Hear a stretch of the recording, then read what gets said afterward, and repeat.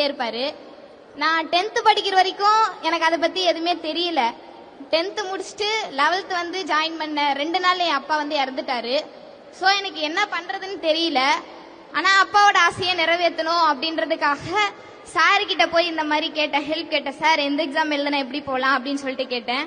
அப்பதான் சாருங்க சொன்னாங்க, ஜேஇ எழுதுனா இன்ஜினியரிங் சைடு போகலாம், நீட் எழுதுனா டாக்டர் அந்த மாதிரி பெரிய பொசிஷனுக்கு இருக்கிற ஒரு நல்ல இதுக்கு எழுதுனா போகலாம் அப்படின்னு சொல்லியிருந்தாங்க.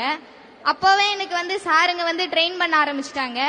அது மட்டும் இல்லாம அரசு மூலியமா எனக்கு வந்து மார்னிங் வந்து 1 hour வந்து கிளாஸ் எடுப்பாங்க.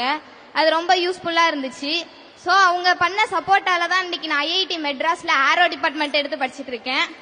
ஸோ நான் மட்டும் இல்லாம இன்னும் ஐஐடி அதர் ஸ்டேட்ல 41 ஸ்டூடெண்ட் வந்து படிச்சுட்டு இருக்காங்க. தமிழக முதலமைச்சர் விஜய் மாமா, தமிழக முதலமைச்சர் விஜய் மாமா, தேங்க்யூ. எல்லாருமே வந்துருங்க, பிறந்த நாள். ஓகேங்களா?